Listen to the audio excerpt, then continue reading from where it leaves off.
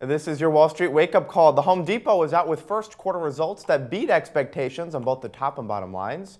For more, let's bring in Craig Earlham now, a senior market analyst at Awanda, based in London. So Craig, a blowout quarter any way you slice it. Revenue up 9% year over year, comparable store sales up 6.5%. Your take?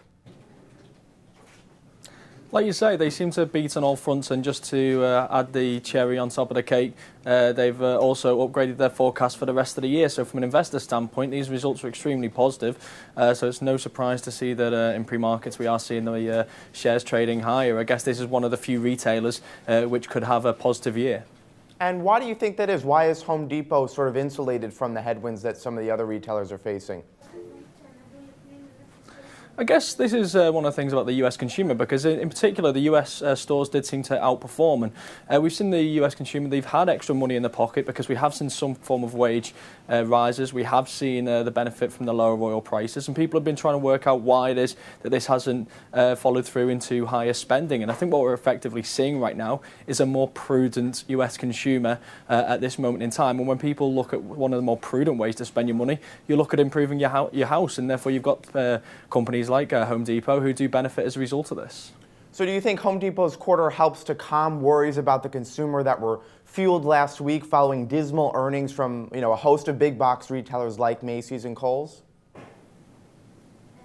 Yeah, I think it does. I think it shows that the consumer is relatively healthy. They're just being picky about how and where they spend their money. We've seen other evidence as well to suggest they're spending it more in services industries as opposed to going out to stores and buying goods.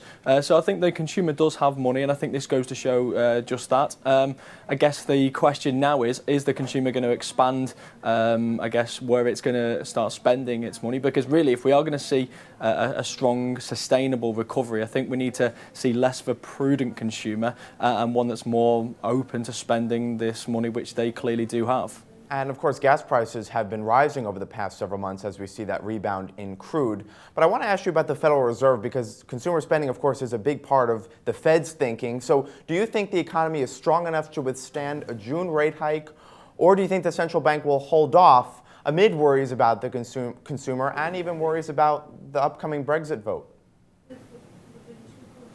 I think they will hold off, and I think the markets are pretty convinced that they'll hold off. Personally, I don't necessarily think they should. I don't think the Fed should be focusing so much on the Brexit vote. I think there's always a reason not to raise interest rates in an economy where people are a little bit uncertain. The US domestic economy is still quite strong. We've still got low unemployment. We are seeing some signs of wage growth, as we saw from the last jobs report. We had a strong retail sales report on Friday. I personally think the US economy is more than able to withstand another rate hike.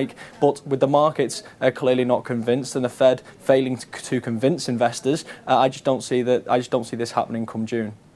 All right, Craig Earlham, a senior market analyst with Awanda in London. Craig, thanks for your time. Thank you.